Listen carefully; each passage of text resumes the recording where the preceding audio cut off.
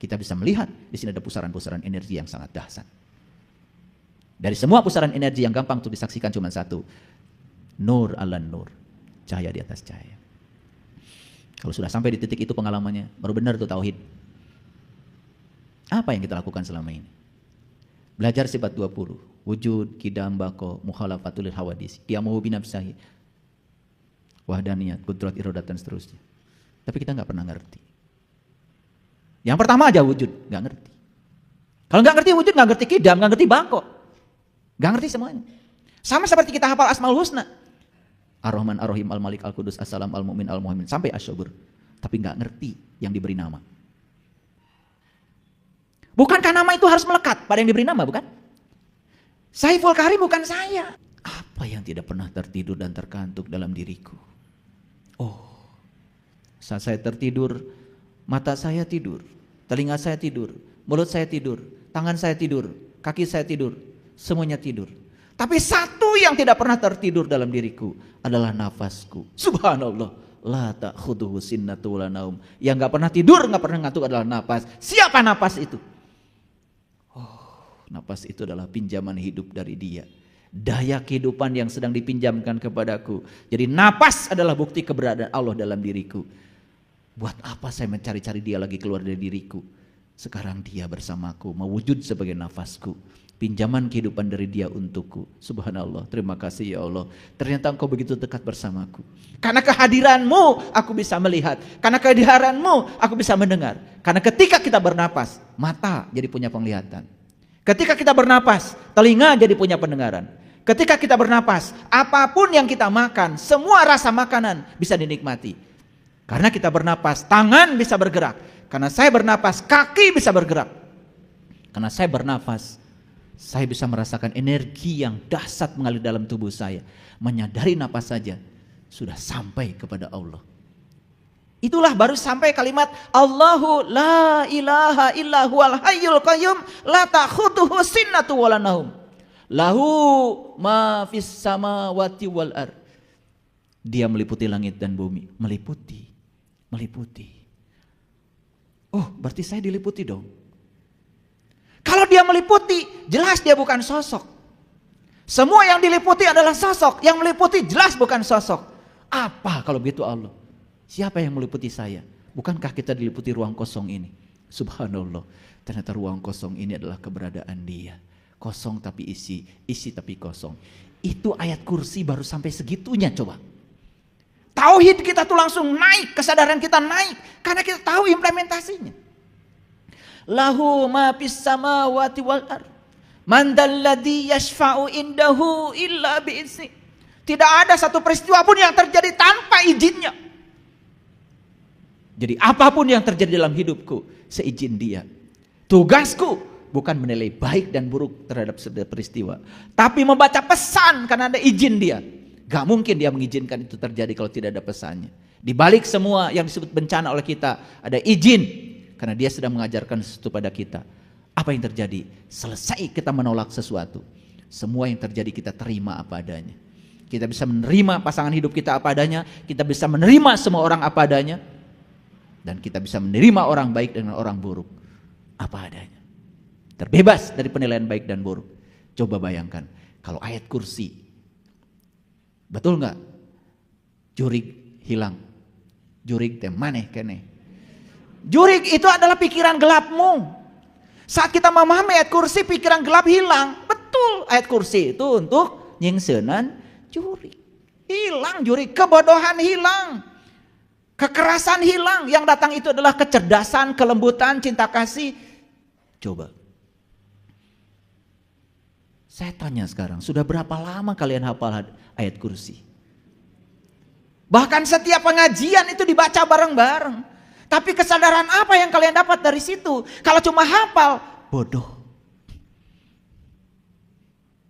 Makanya ilmunya itu tidak menolong dirinya sendiri.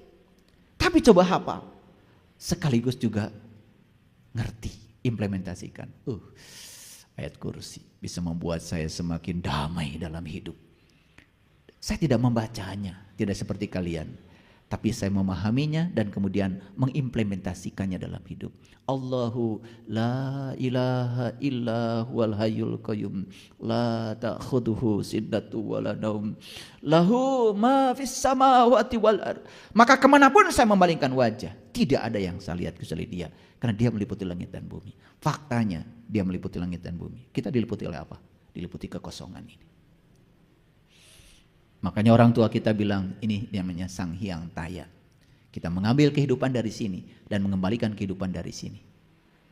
Coba kalian sadari. Kalian bernapas sekarang? Dari mana kalian mengambil kehidupan? Dari sini bukan? Dan kemana kalian mengembalikan napas? Ke sini bukan? Dan kalian saat mati nanti cuma napas keluar gak balik lagi. Itu aja. Makanya orang mati disebut menghembuskan napas yang terakhir. Sesederhana itu mati. Kemana? Ke sini. Sini. Maka disebut hyang. Makanya leluhur kita disebut parahyang. Daerah kita ini disebut parahyangan. Parahyang. Pa itu tempat, ra itu cahaya. Hyang itu ya ini. Dan di balik kekosongan ini, bagi yang tahu ilmunya, tahu caranya, kita bisa melihat di sini ada pusaran-pusaran energi yang sangat dahsyat. Dari semua pusaran energi yang gampang untuk disaksikan cuma satu, nur ala nur, cahaya di atas cahaya.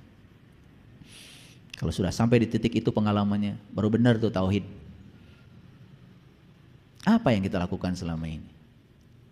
Belajar sifat 20. Wujud, kidam, bako, mukhalafatul hawadis, qiyamuhu binafsahi, wahdaniyat, kudrat, irodat, dan seterusnya. Tapi kita nggak pernah ngerti. Yang pertama aja wujud, nggak ngerti. Kalau nggak ngerti wujud, nggak ngerti kidam, nggak ngerti bako, nggak ngerti semuanya. Sama seperti kita hafal Asmaul Husna, Ar-Rahman, Ar-Rahim, Al-Malik, Al-Qudus, As-Salam, Al-Mu'min, Al-Muhaimin, sampai Asy-Syabur. Tapi nggak ngerti yang diberi nama. Bukankah nama itu harus melekat pada yang diberi nama, bukan? Saiful Karim bukan saya. Itu tulisan nama saya. Dan Saiful Karim menjadi tidak ada artinya kalau tidak ada barangnya. Ada barangnya, ada namanya. Makanya tidak ada artinya nama Saiful Karim kalau nggak ada barang. Dan nggak ada artinya kalian mengerti Saiful Karim, tahu Saiful Karim, nggak pernah tahu barangnya. Karena Saiful Karim bukan saya. Itu tulisan saya, tulisan nama saya. Saiful Karim barangnya ini. Begitu lahir ke dunia, barang ini oleh orang tua saya diberi nama Saiful Karim. Kan barang ini. Dan barang ini dulu tidak bernama. Diberi nama oleh bapak saya. Paham? Yang gitu aja kadang-kadang pusing ngaji ya. Padahal itu kan logika sederhana. Jadi mana yang penting? Nama apa barang? Barangnya dulu. Nama itu baru ada artinya. Saya percaya kalian ya banyak lulusan pesantren ya. Pasti udah hafal Asmaul Husna.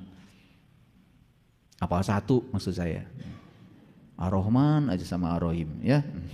Gak nambah-nambah dari dulu. Padahal satu hari baca ngapalin satu asmanya Allah itu 99 hari. Cuman waktu 3 bulan lebih sedikit itu sudah hafal 99 asma Allah. Tapi hafal asmanya Allah tidak menolong kalau tidak tahu yang diberi nama. Makanya Asmaul Husna itu 100 sebetulnya. Temukan yang ke 100. Kalau sudah ketemu yang ke 100, yang 99 jadi ada artinya.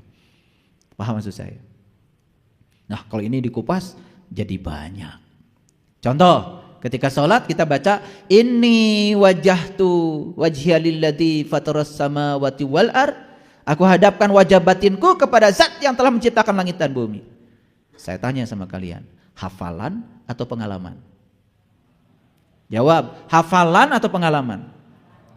Apakah saat itu kalian benar-benar menghadapkan wajah batinmu kepada Allah, zat yang telah menciptakan langit dan bumi? Atau cuma mulut komat kamit? Kalau cuma mulut komat kamit namanya bodoh. Tapi kalau mulut komat kamit saat itu juga betul-betul kita menghadapkan wajah kita, menghadapkan batin kita kepada zat yang telah menciptakan langit dan bumi. Itu baru pintar. Makanya kalau orang membaca itu langsung mengalami saat itu bergetar. Makanya kemarin hari Minggu saya ngasih pelatihan sholat khusus 30 orang. Nangis semuanya. Kenapa? Inni wajjahtu wajhiya lilladzi fataras samawati wal ard bukan lagi ucapan tetapi sebuah pengalaman. Nah, kita ini puas dengan hafalan. Makanya dalam teori taksonomi Bloom namanya itu. Nah, ini agak ilmiah sedikit biar kuliahnya kelihatan ilmiah. Dalam taksonomi Bloom itu ya ada yang namanya 6 tingkatan kognisi. Kognisi berhubungan dengan keterampilan berpikir. Jadi ada 6 keterampilan berpikir. Yang pertama adalah menghafal. Mengingat namanya itu. Recall bahasa Inggrisnya. Recall itu memanggil ulang. Jadi recall itu bahasa Indonesianya mengingat. Keterampilan berpikir yang paling dasar itu mengingat. Di atas itu ada lagi memahami. Di atas itu ada lagi namanya menerapkan. Di atas itu ada lagi namanya menganalisa. Di atas itu ada lagi namanya mengevaluasi. Di atas itu ada namanya mensintesa. Mensintesa sudah masuk dalam area mencipta.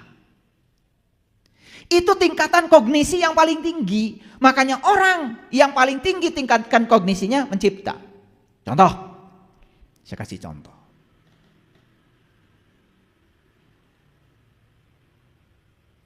Kalau saya punya besi dua jenis besi, saya satukan, kemudian dikeling, disatukan di las. Ini besi yang dua ini beda jenisnya. Kalau dipanaskan ini besi, maka dia akan memuai.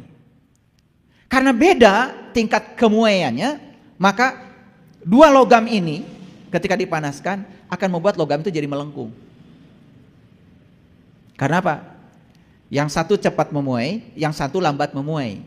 Yang lambat memuai akan tetap pendek, yang cepat memuai akan panjang. Maka yang panjang akan dilengkungkan oleh yang pendek. Jadi kalau dua logam yang berbeda jenisnya dipanaskan, maka dia akan melengkung. Ilmu bukan itu. Ilmu. Itu namanya pemuaian panjang logam namanya. Bisa dihitung itu. Berapa pemuaian panjangnya ketika suhunya berubah. Gampang itu rumusnya, di SD juga ada bisa belajar. Tetapi itu tidak ada artinya kalau baru sampai di situ. Kemudian orang mikir, ini buat apa Tuhan kasih ini? Dibuatlah setrika.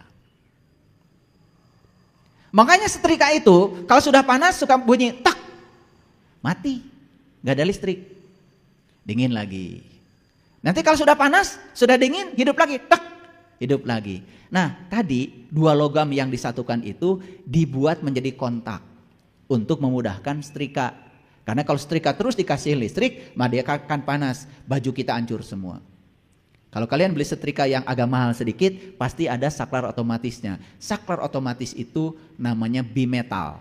Bimetal itu dua logam yang dikeling ketika dipanaskan, karena kan terjadi pemuaian akibat panas.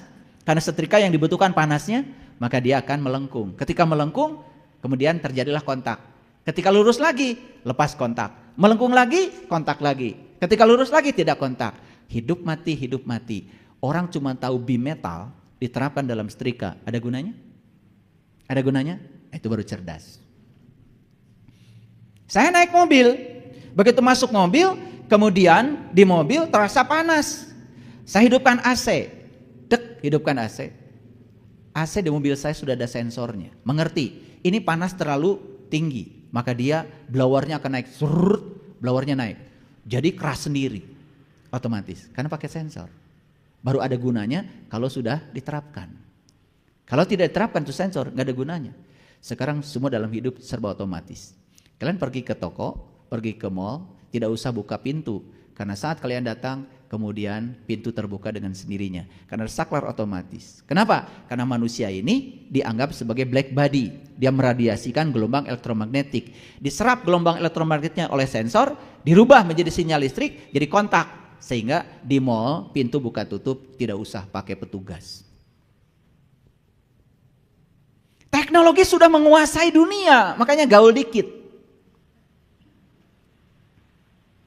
Riset tentang sebetulnya gelombang elektromagnetik itu energi, itu belum terimplementasikan. Tapi begitu dibuat sensor, luar biasa.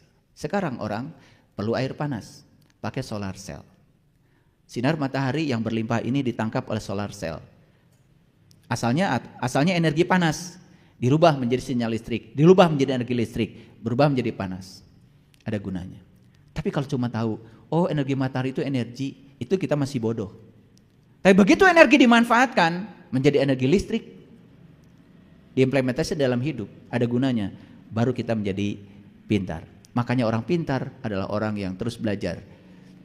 Tahu kalau dirinya tidak tahu. Jadi jangan bangga dulu kalau anak-anakmu sudah hafal juz amma. Karena itu tingkatan berpikir paling rendah, namanya hafalan. Jadi tidak usah bangga kalau kita sudah hafiz Quran 30 juz. Kalau hafiz saja kemudian tidak menolong kita, maka kita tetap jadi bodoh.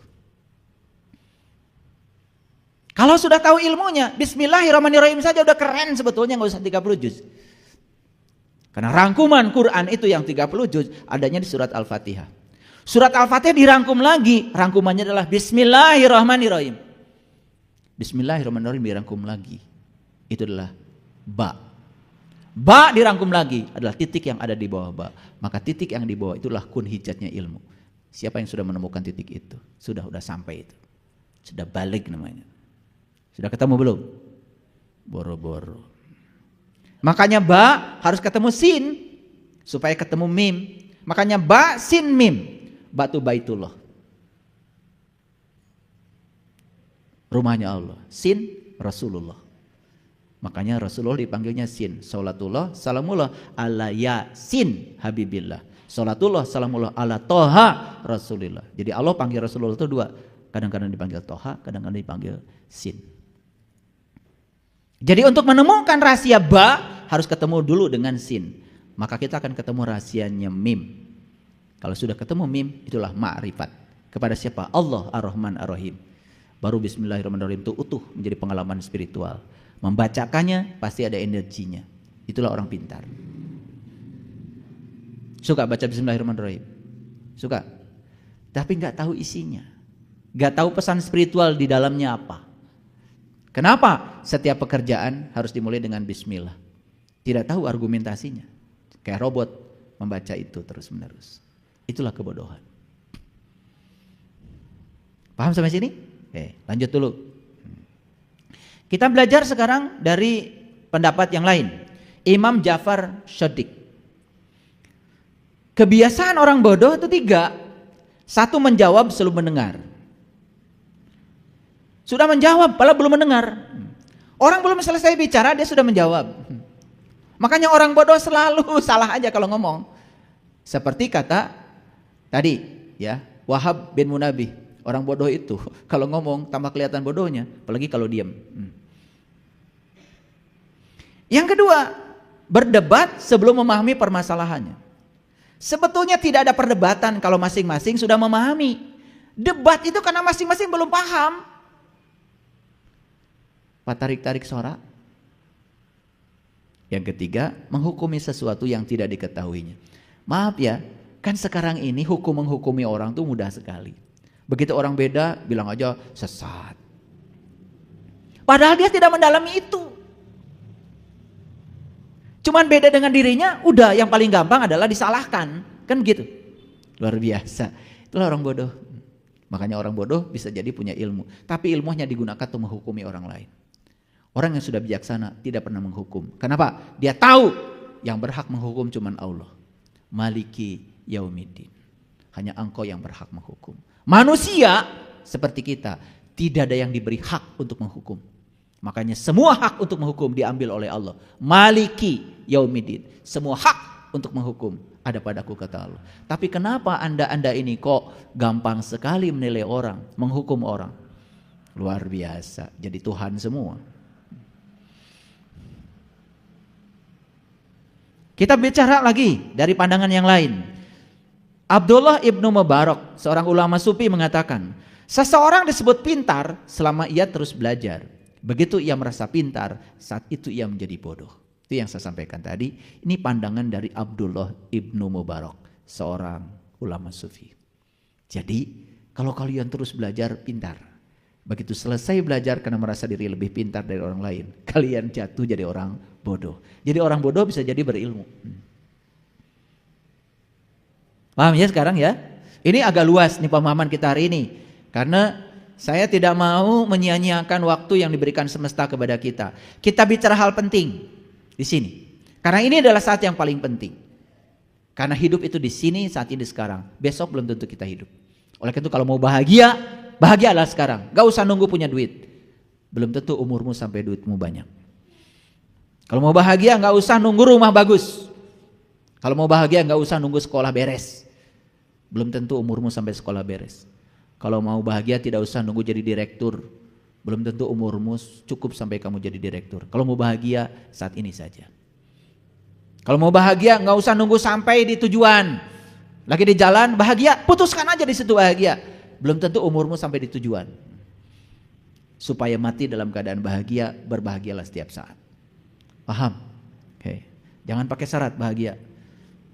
Nah sekarang itu baru pandangan orang bodoh berdasarkan beberapa orang. Kalau saya bahas terlalu banyak nanti habis waktunya. Sekarang lihat orang bodoh versi Quran. Nah versi Quran. Kita buka dulu Quran surat Al-Baqarah ayat 13. A'udzubillahi minasyaitonirrajim. Bismillahirrahmanirrahim. Yang tadarus Al-Quran tiap Ramadan pasti sudah kelewat ayat ini ya. Insya Allah sudah 5 juta. One day one juz. Sampai nggak tahu apa-apa isinya. Luar biasa. Makanya ada yang bilang sama saya, ayah saya itu kalau baca Quran tenang. Ngerti nggak? Iya. Nggak ngerti. Oh pantesan tenang. Beda dengan saya. Kalau saya baca Quran tuh jantung saya berdetak-detak terus. Karena saya ngerti yang saya baca. Jadi untung kalian tuh nggak ngerti ya. Tenang aja. Kata Quran, barang siapa yang melanggar janjinya, maka aku jadikan dia kera yang hina. Itu Quran. Untung gak ngerti. Tenang aja. Walaupun melanggar janji setiap hari, tenang. Itu untungnya kalian. Karena gak ngerti, tenang. Padahal di Quran dikatakan, apabila disebutkan nama Allah saja bergetar kalbunya itu. Kalau orang yang beriman itu. Jadi kalian tuh gak bergetar sama sekali. Tapi ngaku beriman. Aneh. Berbeda dengan di Quran. Kan di Quran begitu ayatnya kan. Wa iza tuliyat alaihim zadathum imana. Apabila dibacakan tanda-tanda Tuhan kepada dia. Bertambah-tambahlah imannya. Saking tenang. Imannya pun gak pernah bertambah. Luar biasa ya. Itu Quran tuh kok berbeda ya dengan implementasinya. Baik kita baca ayat ini. Wa iza qila lahum aminu kama amanan nasu qalu anu'minu kama amanas sufaha ala innahum humus sufaha walakin la ya'lamun. Apabila dikatakan kepada mereka, berimanlah kamu sebagaimana orang-orang lain telah beriman. Lihat saya semuanya supaya ngerti. Apabila dikatakan kepada mereka, kamu beriman sebagaimana orang lain sudah beriman. Siapa mereka itu? Gak mungkin Allah nyuruh dia beriman kalau dia sudah beriman. Jadi mereka itu siapa? Mereka ini yang belum beriman gitu aja, gak usah pusing-pusing. Tetapi mengaku beriman.